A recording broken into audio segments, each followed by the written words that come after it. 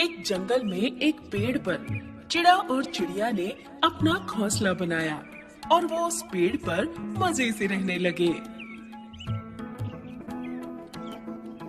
कुछ ही दिनों बाद चिड़िया ने अंडे दिए और वो दोनों अपने बच्चों के पैदा होने का इंतजार कर रहे थे। गर्मी का मौसम था तो वहाँ एक हाथी गर्मी के मारे बुराया हुआ उधर घूम रहा था। वो जंगल में इधर उधर भागते हुए पेड़ों को पकड़कर हिला रहा था और झाड़ियों को अपने पैरों के नीचे रौंद रहा था और जोर जोर से चिल्ला भी रहा था।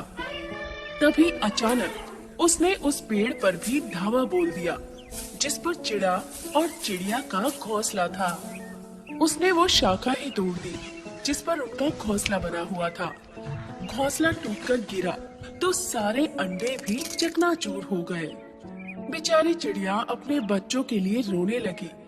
तभी एक कठफोड़वे ने चिड़िया को रोते हुए सुना तो उसने उससे रोने का कारण पूछा।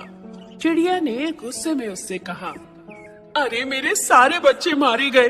उस दुष्ट हाथी ने पेड़ पर हमला किया और सब खत्म हो गया। क्या तुम उससे बदला लेने में मेरी मदद कर सकते हो? मैं उसे मारना चाहती हूँ। कठफोड़वे से चिड़िया का दुख देखा नहीं गया।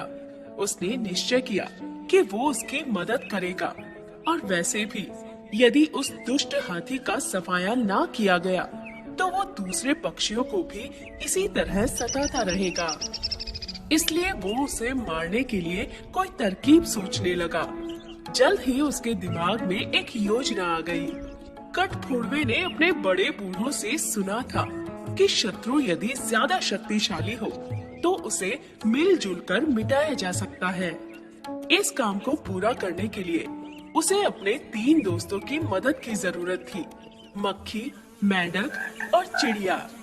सारे दोस्तों ने मिलकर तय किया कि उन्हें ऐसा क्या करना चाहिए कि हाथी को उसके किए की सजा दी जा सके।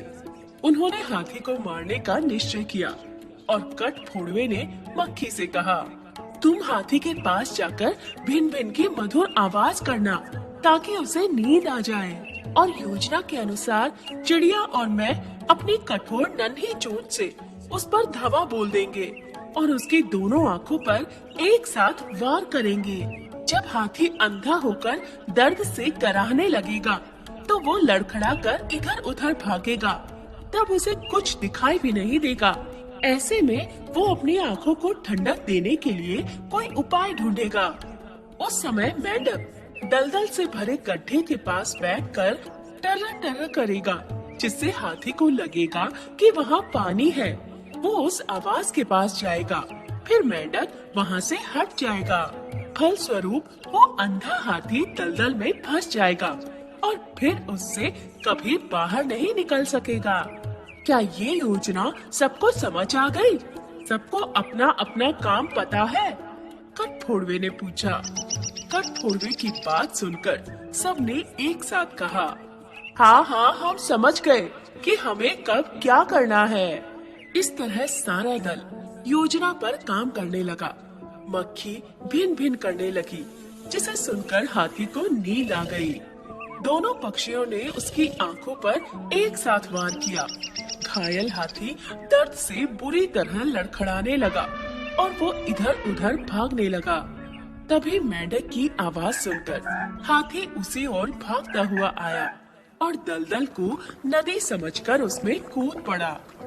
कुछ देर दलदल में हाथ पैर मारने के बाद उसकी मौत हो गई। इस तरह उन सब ने उस दुष्ट हाथी से छुटकारा पा लिया और चिड़ा और चिड़िया के बच्चे वापस तो नहीं आ सकते थे, परंतु उन्होंने दुष्ट हाथी से बदला ले लिया था। और फिर पेड़ों पर रहने वाले सारे पक्षियों ने उन्हें इस काम के लिए धन्यवाद दिया और फिर वे खुशी खुशी रहने लगे।